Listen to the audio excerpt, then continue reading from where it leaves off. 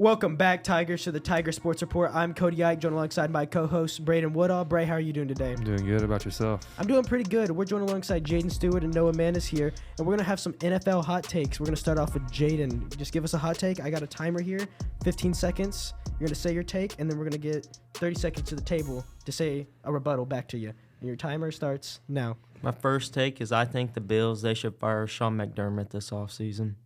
All righty. I will start the next timer now. I'll just put it on the stopwatch. You guys ready? 3, 2, 1. What are you guys' thoughts on that? I think that they should hold on to him just for at least for another season, because I think that he fits well in Buffalo. I think the guys like him. I don't see like a need to fire him. You know what I mean? I think he's doing just fine where he's at. Yeah, I think they just need to fix Josh Allen's turnover problem. Is more of that than the coaching staff itself. Maybe more on the coordinator than the head coach, but I'd probably replace a coordinator before I would replace McDermott. All right, and that closes out our 30 seconds. All right, Noah, now we're going to go on to you. You get 15 seconds. Let's hear your take. I think Myles Garrett is a Hall of Fame lock right now. Right now, yeah. All righty. 30 seconds starts now. I believe that he's on track for the Hall of Fame, but he has to win some awards first. Yeah, Hasn't he not won a single depoy yet? No. His cabinet's empty right now. That's my thing. He's got a couple all NFL awards, but that's not like a. I think he's a Hall of Fame lock right now, but if he did win Defensive Player of the Year, he has all the talent in the world, but he needs to produce more, get some more sacks, and just some awards. Alrighty, that's the end of our 30 seconds. Bray, we're gonna go on to you now. Okay. 3, 2, 1. I think that Dak Prescott is the problem in Dallas 100%. Other than McCarthy. Alrighty. 30 seconds starts now. I would strongly disagree with you. Okay. I am a known Dak Prescott lover. I think he's a good quarterback. Yes, he isn't great in the playoffs, but Mike McCarthy, he choked on the Packers multiple seasons. My thing is, I think he's got a problem in the playoffs. I think regular season he's fine, but in the playoffs he tries to play safe, and that makes him play wrong because he tries to play different. I agree, but I do feel like if he gets the right coach, he can be at least decent in the playoffs. He could make it to a championship round, possibly Super Bowl. That's 30 seconds right there. All right. And I think the Atlanta Falcons next season, now that they have the new head coach, will win at least 10 games. I think they'll win 10 games next season. Does it depend on the quarterback? Do you like what quarterback are you thinking that's going to be there next season? Is it Desmond Ridder, a rookie, or what? I'm thinking either rookie or one of the Tyler Heineke or Desmond Ridder, either one. All right, 3, 2, 1. I mean, it just all depends on the quarterback, in my opinion. The coach could help. I think they made the wrong decision. And even if you don't think they should have gone with Belichick, Mike Vrabel is a better option than I think Raheem is. So I don't know. I think they could win 10 games, considering they only won the 7 games with Arthur Smith. But I agree. I just want to know. I'm curious about that quarterback. They're the only weak spot. They have a good O-line, good defense, good weapons. Just that quarterback's a stinker. Yeah, if they get Jaden Daniels or Kirk Cousins, one of them, they could definitely be a 10-11 win team. There is the 30 seconds right there. We'll go into the little bit of that Kirk Cousins talk. Do you guys have any ideas of where he'll be going this offseason? Or well, obviously not insider, but do you have any? Where do you think he should go? If you were Kirk Cousins, where would you go? Atlanta would be on my radar. Dallas would be on my radar because I feel like he'd do a better job in the postseason than Dak would. I think he can get them to the playoffs, and or just stay in Minnesota. I mean, he was doing fantastic before he got hurt. Yeah, I would say just stay in Minnesota. Yeah. I feel like Titans won't be a bad fit. They just have a good run game there. I'd rather retire. But Derrick Henry's probably not staying as he's not staying as a Titan. They do have Tajay though, and he did really good as a rookie. Alrighty. Well, that's all the NFL talk we have for you Tigers today. Next up will be the NBA segment where we'll be talking about some start, bench, and cuts. We'll see you guys there. Right now, get $200 from TTCU Federal Credit Union when you open a new checking account with direct deposit. What would you buy with $200? Cars, race cars, my own apartment. 100 coloring books, and a puppy. Or maybe some groceries and a tank of gas. $200 for whatever works for you from TTCU, because life is better in balance.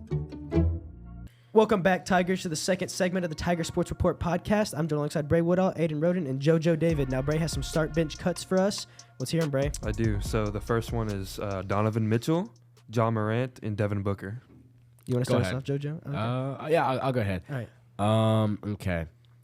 This is a hot take. I'm gonna start Booker, I'll bench Ja, and then I'll cut Mitchell. Just because, I mean, Mitchell last year had a great. I think he dropped like 70. Yeah, 70. I think he dropped almost 80. 71. Yeah, that's 71. insane. 70 burger. But this year, him and the Cavs have kind of taken a drop off. They're the fourth seed still. Yeah, they were better last season. The Cavs are the fourth seed right now. Yeah, fifth right maybe. now. Fifth, maybe I'm fourth or definitely fifth. Yesterday's maybe. games could have lowered them. Okay. Yeah, and I feel like Booker, the way that he's playing, because I mean the Suns started off pretty rough at the beginning of the season, but now they're kind of getting figured out. They got their tone going, and I mean I don't really like Booker, but he's a really talented player. And then Ja, I put Ja at the bench just because I know he's really really good, but he hasn't played too much, so I put him at that bench. That's my 3. Yeah, I mean, you kind of have to bench Ja Morant. You know, he only played so many games. He was suspended and then injured. But I would probably, I would just cut Devin Booker, bench Ja, start Donovan Mitchell. Devin Booker is just, he's got skills. He's obviously a great scorer, but that's all he is. He's just a good scorer. He's very soft. And I agree. Donovan 100%. Mitchell is not. Donovan Mitchell is everything Booker is, just not a cupcake. I agree 100%. Donovan Mitchell steps up in the playoffs. Devin Booker doesn't really change in the playoffs whatsoever. It's a wall, and he stays a wall. Donovan Mitchell becomes something like amazing in the playoffs always for his team. So I'm also sending Devin Booker to the Shadow Realm, and I'm starting Donovan Mitchell, benching Ja.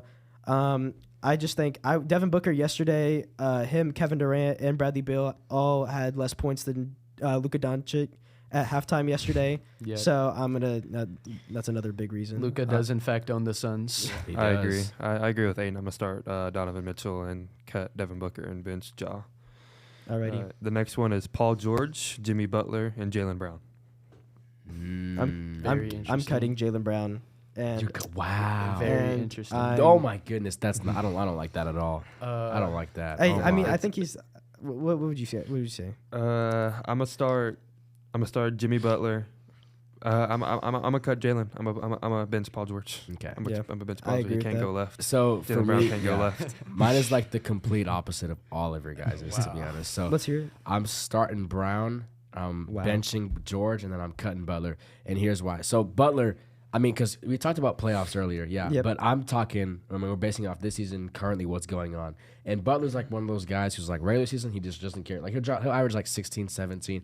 He'll be an all-star guy because, he was in the playoffs. But based off regular season stuff and how he normally plays, not really too crazy. He's just there to get in the playoffs. Whenever they get to playoffs, that's where Butler is like a freaking Patrick Mahomes. You know what I mean? Like something like that. And Jaylen Brown's been insane this year. If you look at his numbers, I mean, he just finished, I think he was one away from being an all-star starter this year in votes, and they released that yesterday. And PG this year, not been better than Brown, but he's been a guy. I mean, the Clippers have completely turned it around after they got James Harden. So that's my 3 based off this season, based off of like regular season, all that stuff. You definitely have to cut Jaylen Brown here. I mean, Jimmy Butler is a player that you got to start come playoff time. You got to give him 40 minutes a game come playoff time.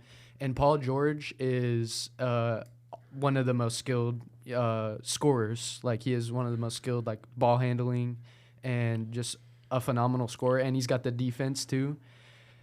Yeah, I just don't see the argument of Jaylen Brown over him. I'd have to cut him. My thing with Jaylen Brown, I just feel like he rolls a dice in the morning, plays Yahtzee, and then whatever number that lands on is how he's gonna play. Because sometimes he plays like one of the best players I've seen. And I'm like, dang, he's for obviously probably not now, but last season I was like, man, he's sometimes he's better than Jason Tatum out here. Oh yeah. But then other times I'm like, man, why is this guy here right now?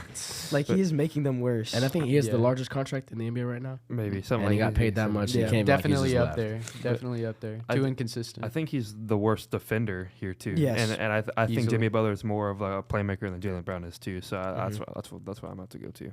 We're gonna go to the next one. Yep. Okay. Jaren Jackson Jr., Lauri Markkanen, and Pascal Siakam. Oh my goodness. That's probably the toughest one yet. You got to start Siakam. you got to start Siakam. He's a great fit on his new team. He just had a triple-double last night. I mean, he's great. Lauri Markkanen, maybe I'm a casual, but I literally have not heard of this guy in years. Whoa. Markkanen is tough. He's tough. He is tough. He was an all-star last year. Yeah, he was. Siakam. I'm going to go Pascal, Jaren Jackson, and then Lauri Markkanen. The defensive player of the year, you gotta go with it. So this is one of the easier ones in my opinion. Yeah. Lauri Markkanen's a dog, don't get me wrong, but I don't think he's better than the Depoy and then Pascal Siakam. Yeah, I would put Pascal, Jackson, and then Markkanen. Markkanen is really good, but he cannot defend the perimeter like Jackson can. Jackson is like pretty big, but he can also defend the perimeter and the interior really well. So that's my 3. It just sucks because those 3 are like pretty well even and balanced. Yeah, I say Lauri Markkanen probably is the cut here. He's like taller Kyle Kuzma. And then I'm gonna start Jaren Jackson Jr. and I'm gonna bench Pascal Siakam. Yeah, I think you can go either way. Yeah, with that one. That's how I'm putting mine. And I got Kawhi Leonard, Damian Lillard, and Jason Tatum. I think you start Jason Tatum. I think Jason Tatum is the clear start here, and then I'm benching Kawhi and I'm cutting Damian Lillard. That's where I was going. We all agree. Jason Tatum is, he's reliable. He's been very consistent. He's gonna, play more games than Kawhi. If this was last year, I would. Kawhi didn't really play much last year, but if this was last year, I probably wouldn't cut Dame. Dame would probably be. I'd probably start Dame if it was last year, honestly. He averaged like 32 last year. I only cut Dame because it's such a weird fit of the start bench cut. Like we got like 2 forwards and then we have Dame. Yeah. Like he kind of like the odd one out in the first place. That is true. And he's somebody who on this Bucks team, like they have their own issues. They just fired their coach and they have only lost 13 games. So there's definitely some type of issues there. And we always hear stuff about Dame. I mean, he hit that game winner I think like 2 weeks ago. But before that, he's pretty quiet, not too crazy. It's just like the Giannis show. So I'm sticking with that same 3. Yeah. And very mediocre defense, especially compared to Kawhi Leonard and Jason Tatum. You could honestly debate putting Kawhi over Tatum, but I think just Tatum has that youth and like not injury 19 prone. years old. Yeah, 19 years old. Well, I think that's all the time we have for our start bench cuts today. Thank you guys so much. Next up, we'll be talking about some college basketball. We'll be talking about predictions, and we'll be talking about arenas. We'll see you guys there. Recently, you've had to put your life on hold, and we're with you in this. At Ascension St. John, we're now open for appointments, and we are fully prepared for your safety and our care. As we open our doors again, our doctors, nurses, and care teams will continue to wear personal protective equipment. We've taken even more steps to clean and stringently disinfect all areas. We will maintain distancing in our waiting rooms and will continue to limit visitors. And we will still screen all staff to protect their health and yours. Our emergency rooms are here 24/7. Please do not delay care. We're still delivering babies and performing surgeries. And we're open for your appointments, from specialists and surgical care to routine care and health screenings. Ask us about virtual visits. Ascension St. John continues to care for you, as we have been for almost a century. Thank you for trusting us. Welcome back, Tigers, to the third segment of the Tiger Sports Report podcast. I'm joined alongside Bray Woodall, Austin Randall, and JoJo David. We're here to talk some college basketball. JoJo, we'll start off with you.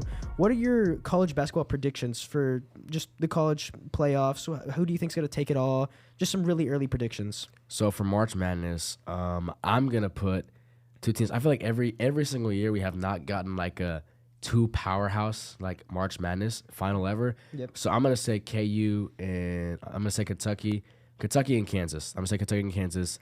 I thought it'd be an entertaining matchup. Kentucky's been like really good this year, and KU's always on that rocky path. Yeah. But what's his name? Hunter Dixon is really, really good. Always put up double doubles. He's a double double machine. And Harris, our point guard, is really, really good at pass. I mean, if you look at it. Are you a fan? I'm a KU fan. Okay. I've been a KU fan for a while. When it comes to basketball, at least, I want to go there. That's one of my schools on my list. But that's not the point. Harris has produced a lot. I mean, I was looking at like a thing 2 days ago. It's like because he's like a pass first type of guy, and also like all the guys that he's like gotten to the league was the post basically, and you see a lot of guys who have produced well in the NBA, like well off of like moving off the ball and getting the ball, taking the shots, all those things. So he produces well, and I mean I think that this is the year that we finally get a 2 powerhouse team in. I can see that. Yeah, so that's my top prediction. Austin. All right, so I don't think it's going to be a 1 seed that wins it all this year. I think Kansas will be like maybe not Kansas. Who was I thinking of? Kentucky. They're going to be like a 2 or 3 seed, but they're going to win it all, I believe, this year. Okay. They're doing really amazing this year. Yeah, who do you think? Did you say who you think's going to win it all, JoJo? Oof. I'm gonna say KU. I mean, okay. I don't know. I don't know if I'm too deep in like once I get my predictions like 2 weeks before March Madness actually happens. Okay, so I got you. I think it's too early to tell. Yeah, I think it's too early to tell for your winner, but I can see Tennessee doing pretty good in March Madness and OU. Tennessee, Dalton Knecht, he's a fantastic scorer, he's shooting 40% from 3, 18 points. He went to Northwestern Colorado last season, averaged 20. He's proven he can come to the SEC and ball out. And then Rick Barnes, their coach, he's an excellent coach. He's been coaching for a long time. He has experience. He's won SEC Coach of the Year. I think Tennessee is looking very hot. And then OU, they're a very solid squad. They only have 2 players averaging 10-plus points. Yep. And they are a 10th seed, I think. And so that's pretty impressive. They don't have one good stud, you know what I mean? It's just a bunch of guys, doing their thing. And so that's my predictions, OU and Tennessee, to do good in the playoffs. Yeah, I think some teams that will do good. I think Houston's going to do really good. I forgot how to pronounce his name. It's like Cryon, something like that. His best player, not like the coloring, but he's averaging 15. He's averaging 16, 15, somewhere around there. He's shooting 41%. So I think he's gonna do pretty good. Well, I think the team's gonna do good, but I think he'll do pretty good in the playoffs. I think Kansas will do pretty good. Also, I'm gonna agree with Kansas and Kentucky. I think they'll do pretty good. They just give off that vibe. I don't think Arizona's going to do good whatsoever. They always are notorious chokers in the playoffs. The Dallas Cowboys of the March Madness. And I mean, those are really my predictions for the most part. So I guess we'll go on to the arenas now, unless you guys have anything else to say about March Madness. That's about it. Alrighty. So we'll start with you, Austin, repping your OSU gear. Who do you think has the best college basketball stadium? Or your favorite? This is probably just going to be, because I'm an Oklahoma State fan, but Gallagher Iba Arena, just a lot of history behind it. Yep. I got you. It's my favorite. Is it just the history, or is there something special about it? It's the history, the programs that we have going on there, although our basketball team is really trash this year. Yeah. It's not a good season. Connor Dow. I can't hate Connor Dow. Broken Arrow Zone. BA rep. Love them. All right, what about you, JoJo? For me, I'm going to say Coach K Court and then Allen Fieldhouse. So I have not been to either one of them, but based on the college basketball environment's insane. I feel like college basketball student sections are more hyped than college football student sections, because it's college football student sections, I feel like the whole stadium feels like a student section, but basketball you can tell what specific area is. And I have friends that go to KU, don't have friends that go to Duke, but obviously Coach K Court. I like the way that both of them are built on the inside. They don't have the benches on this side, they have it on the other side. It's kind of little space for the student section. And a lot of people that go to KU, they always talk about how Allen Fieldhouse has the most energy. I think they're the highest in decibel ratings, kind of like Kansas City Chiefs. So kind of that Kansas connection over there. And then Coach K is just an iconic place. I mean, it's named after probably one of the greatest basketball coaches of all time. So yeah, those are my two. The only ones I've ever been to are ORU's and Tulsa's. And back in my hooping days, I went to the Tulsa basketball camp. Tryouts. Yeah, stuff like that. But probably Tulsa would probably be better than ORU in my opinion. But one that I haven't been to is I'd agree with you, JoJo, Allen Fieldhouse. I like the look of it on TV and stuff like that. I just just they're the good team. Always the best in their stadium. Oh, another one is Oregon's. You know how Oregon, how they have the O and then they have the trees and stuff. The trees. I think the courts.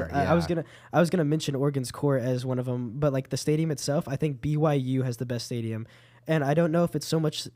The stadium itself is cool, but it's also the fans. I don't know, the fans always just bring so much pressure, I feel on the enemy team, that it contributes to their team succeeding also in a way, I feel because I know they have a good football stadium, but their basketball team because obviously their football fans are going to their basketball games too most of the time also, and it's the all white. You look in the stands and you just see this wave, and it's it's a little bit intimidating. Yeah, dude, so, they're mascot guy. That dude's insane. If you look up videos the BYU mascot, what is are they Cougars? What BYU? What is that? BYU Cougars. Their mascot dude's insane. They do push-ups on top of 10-story tables. Dude's insane, and them mascots make money. I think they get 6 figures. Jumping through a ring of fire. Mad money. Yes. Escaping from a water tank while chained up. They do so much. Well, is that all you guys have to say? Yes, sir. That's really it. All right. Make sure to stay tuned for our 4th segment, where we'll be having some varsity wrestlers join alongside me and Bray. We'll see you guys there.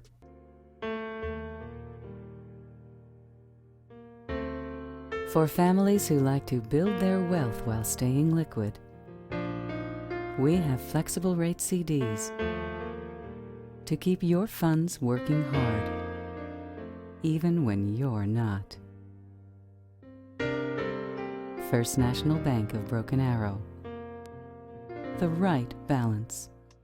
Welcome back, Tigers, to the Tiger Sports Report. I'm Cody Eich, joined alongside my co-host Bray Woodall. We're joined alongside two varsity wrestlers here, Corey Bailey and Cadence Roop. How are you guys doing?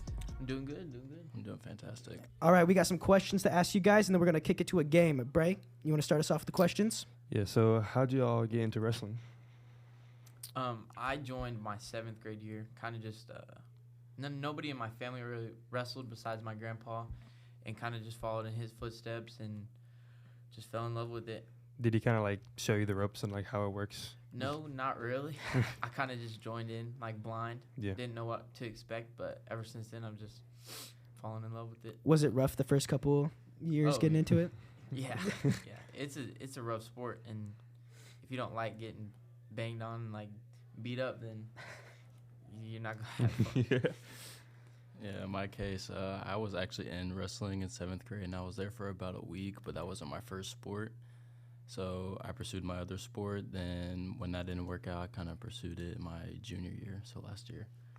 No, I know you're a big WWE fan. Did that have something to do with it joining in? Absolutely not. Whenever I was little, I joined wrestling thinking it was going to be like WWE. I was like 5 or something. What are you guys doing? This is nothing like what I've seen. Alrighty, what are your guys' favorite memories so far from wrestling, would you say? Start with you, Corey.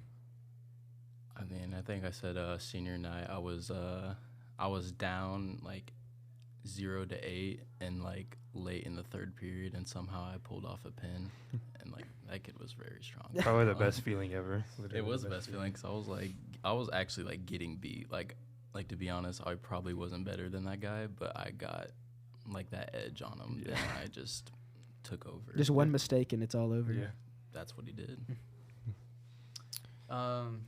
Favorite memory, man, there's been so many good memories. Probably just like tough competition, like traveling to Ohio. We go to Ohio every year. That's always been fun, and just get beat up there. Yeah.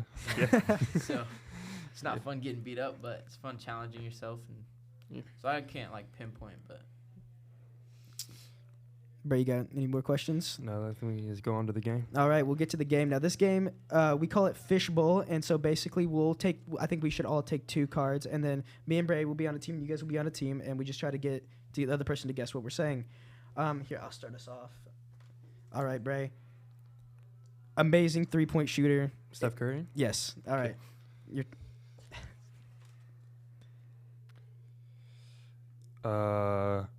Derek Jeter hits home runs on this. Pitcher?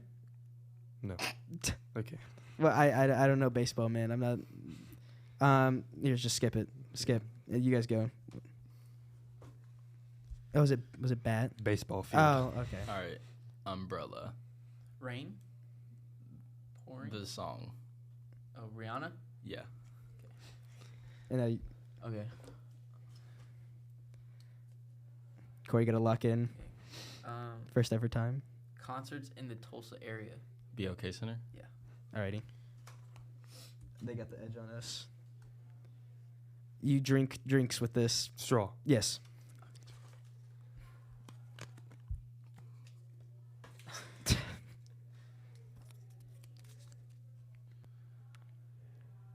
I think it's in Texas. It's Amarillo? No, Dallas. It's a phone service, but it's also an arena.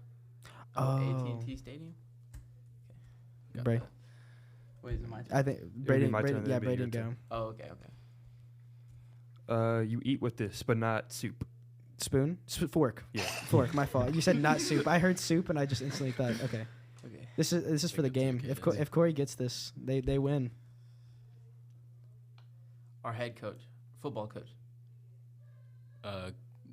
Josh Blankenship? Yeah. Dang. Okay. Dang.